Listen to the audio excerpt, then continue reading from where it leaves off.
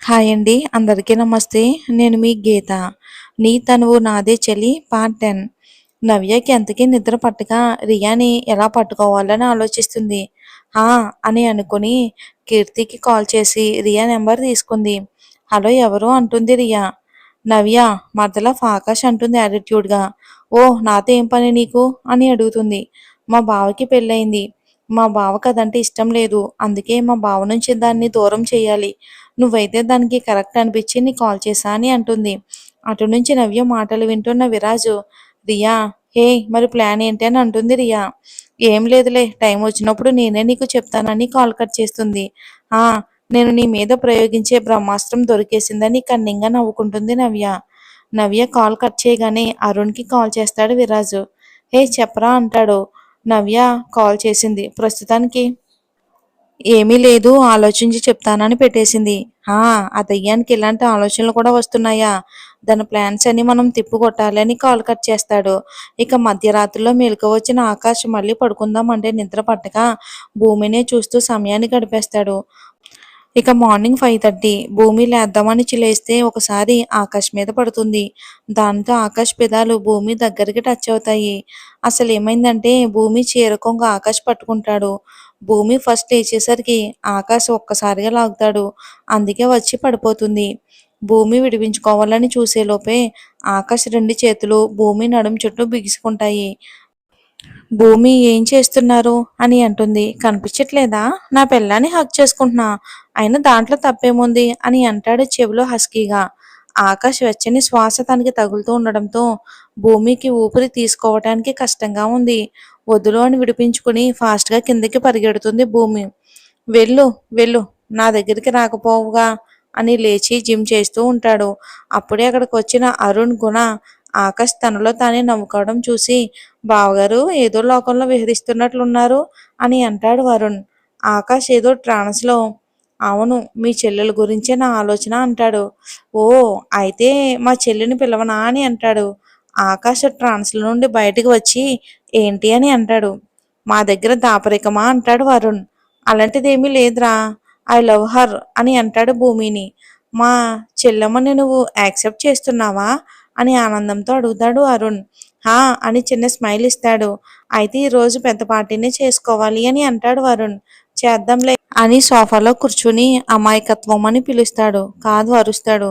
ఎవ్వరూ పలకరు. కిచెన్లోకి వెళ్తాడు. ఆకాష్ అక్కడే అందరూ ఉంటారు. ఏంటి పెద్దబాబు ఇలా వచ్చావని అడుగుతారు. సులోచన గారు అది నాని అని తడబడుతూ ఏం లేదు కాఫీ అంటాడు. సరే నేను తెస్తాను అని అంటారు. భూమిని చెయ్యమను నాని అని వెళ్ళిపోతాడు. సులోచన ఆశ్చర్యంగా ఏంటి విచిత్రం అని అరుణ్ వైపు చూస్తారు. వారు మారుతున్నాడు నాని అని అంటాడు. దానితో ఆవిడ సంతోషంగా దేవుడికి మనసులో ఏవో మొక్కులు మొక్కుతుంది. ఇక నిద్రలో నుంచే మమ్మీ కాఫీ అని అరుస్తుంది నవ్య పాప. దీనికి ఆడపిల్ల లక్షణం ఒకటి లేదు అని నిట్టూర్చి బాబు గుణ నువ్వేం అనుకోకపోతే కాఫీ నవ్యకి ఇవ్వగలవా అని అడుగుతుంది అక్కడే ఉన్న గుణతో.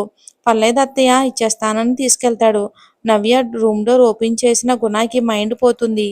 ఇక జీన్స్ ప్యాంటు అండ్ వైట్ టీషర్ట్తో అది కాస్త పైకి వెళ్ళిపోయి తన నడుమంతా క్లియర్గా కనిపిస్తుంది. నవ్య బోర్లా పడుకోవడంతో ఇంకా క్లియర్గా కనిపిస్తుంది. నవ్యని లేపకుండానే తన టీషర్ట్ సరిచేసి కాఫీ అని లేపుతాడు. కాఫీ తీసుకుని కంగారుగా తన అవతారం చూసుకుంటుంది. పర్లేదు బానే ఉన్నానులే అనుకుంటుంది. పాప తనకి నిదట్లో ఎలా పడుకుందో తెలియదు. అందుకే అంత కంగారు. నువ్వొచ్చావేంటి మమ్మీ ఏది అంటుంది. అత్తయ్య టిఫిన్ రెడీ చేస్తున్నారు. అందుకే నాతో పంపించారు అని అంటాడు. ఓ అని కాఫీ కప్పు పక్కన పెట్టి వాష్రూంలోకి వెళ్దామని లేచి టప్మని స్లిప్ అయ్యి పడిపోతూ ఉంటే నడుము చుట్టూ చేతులు వేసి గుణ పట్టుకుంటాడు. ఒక్క నిమిషం ఇద్దరు కళ్ళు కలుస్తాయి. పడిపోయానేమోనని నా నడుము విరిగిపోయిందేమోనని భయపడిన మన పాపకి తను సేఫ్ అని అమ్మయ్య అని ఊపిరి పీల్చుకుంటుంది. గుణ చేతులు ఎక్కడున్నాయో తెలిసి యో షిట్ అని గుణాన్ని దూరం తోసేస్తుంది. నవ్యని ఫేస్ చేయలేక అక్కడి నుండి కిందకి వెళ్ళిపోతాడు. ఇక కట్ చేస్తే అమ్మా కాలేజ్కి వెళ్ళొస్తా బాయ్ అని హేమకి చెప్పి కాలేజ్కి బయలుదేరుతుంది మేఘన. దారిలో ఎక్కడా కూడా రమేష్ కనిపించకపోవటంతో రోజు సూర్యుడి చుట్టూ భూమి తిరుగునట్టు వీడు నా చుట్టూ తిరుగుతాడు కదా ఏంటబ్బా ఈ రోజు కనిపించట్లేదు, పోనీలే వాడు రాకపోతే నాకే మంచిదని అనుకుని క్లాస్కి వెళ్తుంది. ఇంకా సార్ చెప్పే లెసన్ బుర్రకెక్కక రమేష్ గురించి ఆలోచిస్తూ ఉంటుంది. ఇంకా చూస్తూ ఉండగానే ఇంటర్వెల్ బెల్ కొడతారు. బయటకు వచ్చి చుట్టూ చూస్తుంది. అసలు వీడు ఎందుకు రాలేదు అని అని అనుకుంటూ ఉండగానే వెనకాల నుంచి తనని ఎవరో గట్టిగా పట్టుకుని భుజం మీద వేసుకుని కాలేజీలో ఎవరూ లేని లోన్లీ ప్లేస్కి తీసుకెళ్తాడు. అక్కడ దించాక ఎదురుగా ఉన్న రమేష్ని చూసి యూ ఈడియట్ అని కొడుతూ ఉంటుంది. ఏ ఆగు అని తన చెయ్యి పట్టుకుని ఆపుతాడు రమేషు. ఏంటి పొద్దుట్నుంచి నా కోసమే వెతుకుతున్నట్టున్నావు అని అంటాడు. నీకంత సీన్ లేదు అని అంటుంది మేఘన. ఓ పోనీలే, నువ్వు తెగ బాధపడిపోతున్నావేమోనని బెంగపడి వచ్చాను. లేకపోతే దాని దగ్గరే బాగుంది. ఇంకో గంట అక్కడే ఉంటే బాగుండేది అని అంటాడు రమేషు. అదెవరు అని ఉక్రోషంగా అడుగుతుంది మేఘన. నా లవర్ అని అంటాడు. ఏంటి అంటుంది. అవును, నా లవర్, నా లివర్, నా జాన్ జిగిరి అన్నీ అదే అంటాడు. ఎవరది అని తన గుండెల మీద కొడుతూ కోపంగా అడుగుతుంది. అదెవరైతే నీకెందుకు అంటాడు రమేషు. నువ్వు జెలస్ ఫీల్ అవుతున్నావా అంటాడు. నువ్వు ఎవరితో ఉంటే నాకెందుకు అని అంటుంది. ఓ సరే అయితే నా బంగారం అదే అంటాడు. నా దగ్గర దాని గురించి చెప్పకు అని కోపంగా అక్కడి నుండి వెళ్ళిపోతుంది. హా, నువ్వు నన్ను ప్రేమిస్తున్నావే మరదల పిల్ల, ఈ విషయం నీకు తెలియట్లేదు అంతే అని అనుకుని అక్కడి నుండి ఇంటి దారి పడతాడు. క్లాస్కి వెళ్ళిన మేఘన వాళ్ళ ఫ్రెండ్స్ మీద చిందులు తొక్కుతూ ఉంటుంది. నీకేమొచ్చిందే బాబు, మమ్మల్ని పట్టుకుంటున్నావు అని దండం పెట్టేస్తారు. ఆ ఏమీ లేదు అని మనసులో మాత్రం నాకంట అదే బాగుంటుందంట, దొంగ మొహంది. మా బావని వల్ల వేసుకోవాలని చూస్తుంది. ఆ దొంగ మొహంది ఎవరో తెలుసుకోవాలి అని మనసులో తెగ తిట్టుకుంటుంది మేఘన. ఇంతలోనే తన ఇన్నర్ వాయిస్తో వాడెవరితో ఉంటే నీకెందుకే కోడి మొహం దానా అని చెప్తుంది. అవును కదా, వాడెవరితో ఉంటే నాకు నష్టం ఏంటి అని అనుకుని శ్రద్ధగా క్లాస్ వింటుంది మేఘన. ఇప్పుడు మన భూమి ఆకాష్ వైపు ఒక లుక్ వేద్దాం. ఆకాష్కి టిఫిన్ వడ్డిస్తుంది భూమి. టిఫిన్ తినడం మానేసి భూమి వంకాయ చూస్తున్నాడు ఆకాష్.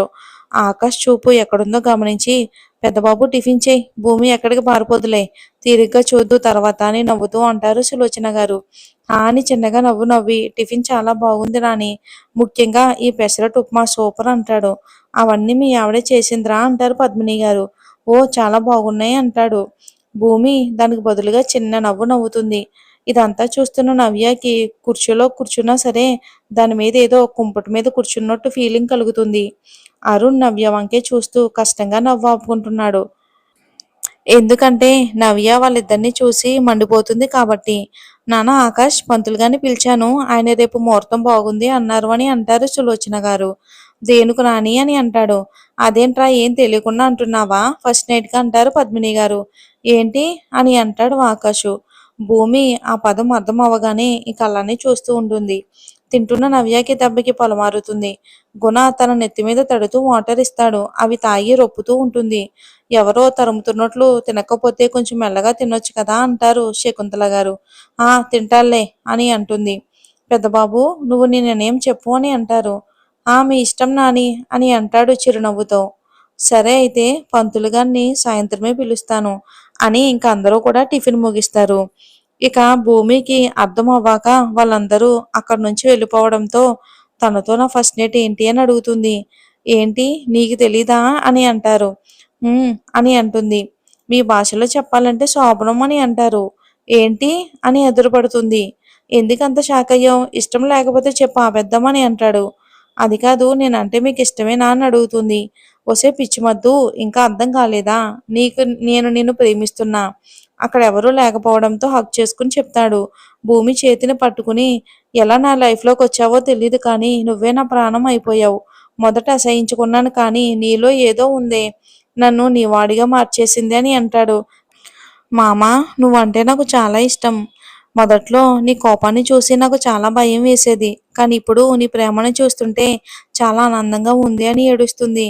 అమాయకత్వం, ఏడవకే, నువ్వు ఏడిస్తే నాకు కన్నీళ్ళు వస్తున్నాయి అని ఆర్తిగా తన పెదవులు అందుకుంటాడు. ఆ ముద్దులో ఎలాంటి కోరిక లేదు, కేవలం ప్రేమ మాత్రమే ఉంది. ఇంతలో ఎవరో దగ్గు సౌండ్ వినిపించి దూరం జరుగుతారు ఇద్దరు. ఇక మొత్తం ఫ్యామిలీ కూడా అక్కడే ఉంటుంది, ఒక నవ్య తప్ప.